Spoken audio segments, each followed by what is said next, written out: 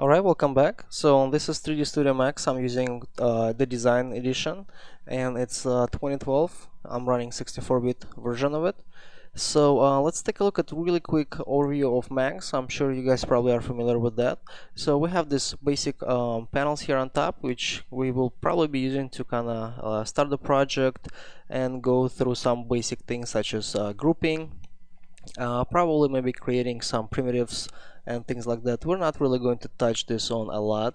We will take a look at these guys right here though, because we'll be using them pretty frequently for connecting elements and type of selections that we'll be using. We'll also be obviously working with our main elements here to move, rotate, and scale things.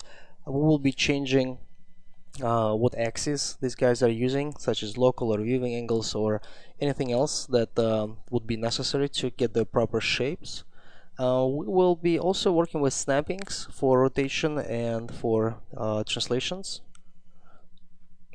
Alignment tools, sorry, obviously don't have anything selected. We'll be breaking our pieces in layers, and we might actually look at schematic view so we can kind of use it as an outliner to go in and kind of see where our components are. Towards the end of the lecture of this whole project, we will jump into the V-Ray really fast to start to get this kind of final render, I guess, of a clay model. So we'll take a look at some render settings and things like that. Here on the right hand side we have our basically main create panels, which we'll be using to get our primitive shapes, and then the options panel, where we'll be working with this guy right here, modify panel, where we'll be creating probably custom buttons, which I already have here. I will show you how I add them, and just let me go ahead and expand it a little bit and just kind of take a look at everything else that would be necessary for us here, because currently we don't really have anything selected. So once we do have some objects, we will actually have some properties and options for them that we will be changing. Alright, so we're not really working with any animation or anything like that. We might just do a quick camera setup, so we'll be using some of these elements right here. So that's pretty much a rough overview of 3D Studio Max components and things that we'll be using from kind of left to right. To just give you a basic overview of how to navigate in 3ds would be Alt, and then the middle mouse button would be orbiting. If you just press the middle mouse button, the scroller, it will be panning. And to zoom in, you can kind of use your scroller with an Alt. Or if you kind of want to go with a smooth scrolling, like instead of this constant jumping, you can press Control and Alt together and then use the middle mouse button by pressing it down. This way you can see how we have this nice and smooth zoom. I'll be using both depending on what type of effect I need. I also work with the shaded mode, so by default, at least in my case, 3D Max loaded up with realistic. Basically what it is just the way for it to go through and apply like ambient occlusion with a little bit of shadows and kind of use the light, which is what we don't need at the moment. So go ahead and shift that to shaded, so it will kind of refresh the viewport a little bit faster.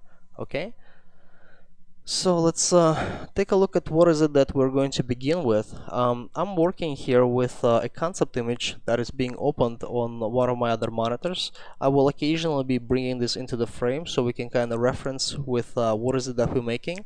But for right now, let's go ahead and get this main shape. So what I really want to do is just get this primitive to outline the main body of our spaceship. So for that, let's go to our create panel and let's go ahead and get our primitive. One other thing I want to emphasize right away, we want to make sure that we're working off the center of this grid, otherwise our symmetry tricks will not really work the way we expected. So let's go ahead and kind of rough out the shape really briefly, and let's go ahead and change some of its properties here.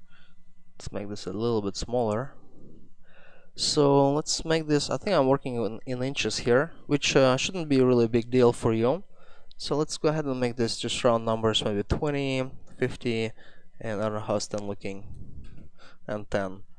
Okay, now let's go ahead and make sure our object is in the middle of our environment, and this is where we're going to reset these values to 0. We can either select it and just type in 0, or alternative is right click on these arrows and it will automatically reset this. Pretty much every single thing in Macs that has this kind of guys can be reset by just right clicking it. Alright, so if you don't like this little, I guess I moved that, this little kind of frame around the object, go ahead and press a J on the keyboard. That will kind of get rid of that.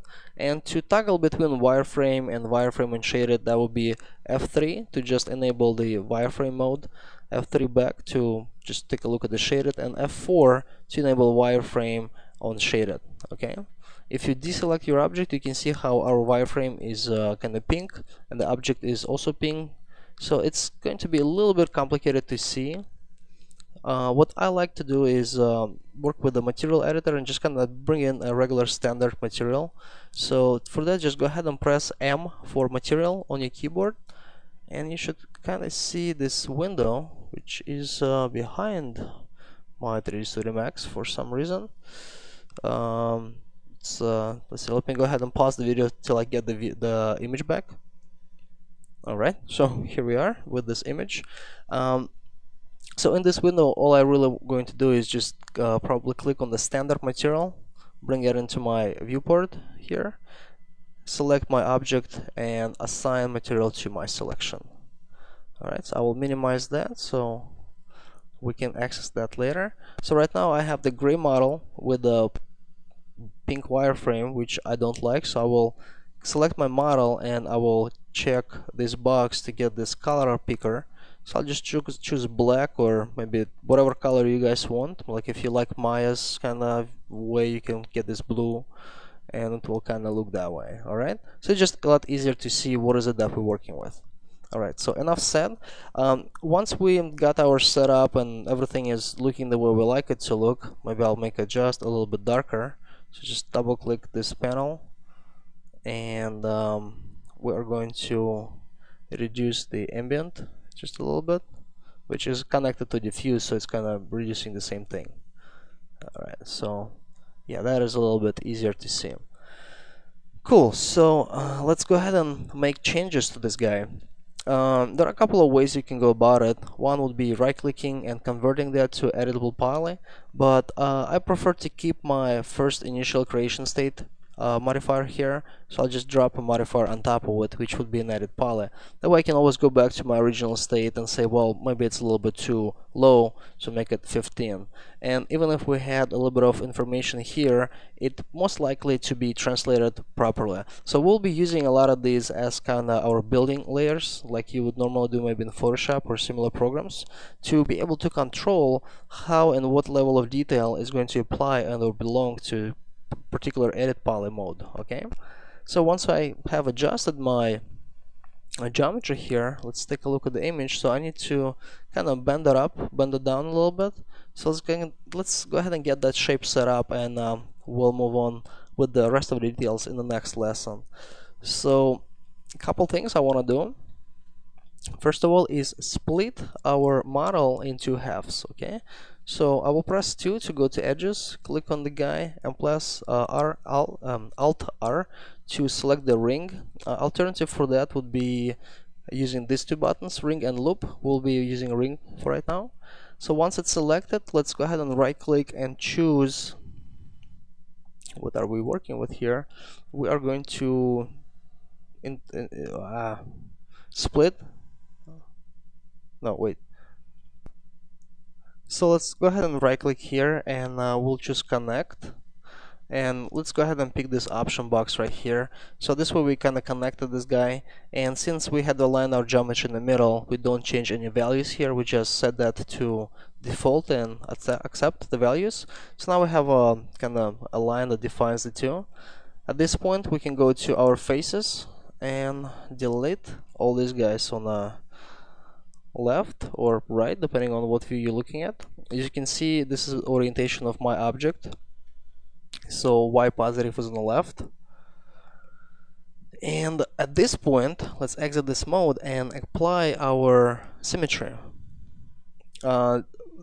let's go ahead and finish this up, and I'll explain how I got this menu going. So with the symmetry enabled, I can choose which axis I'm working with. In my case, that would be Y. And since I'm working with the positive Y is here, and I'm working with a negative space, I have to flip it. So that way it's actually reversing the values. Why is this a benefit?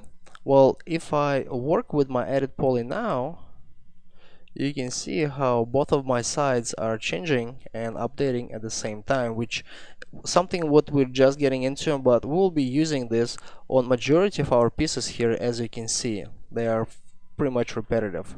So let's go ahead and end this lesson here with just a couple of startup things and some setups that we took, and in the next lesson I will show you how I got this panel here, and we'll continue on with the shaping of our object.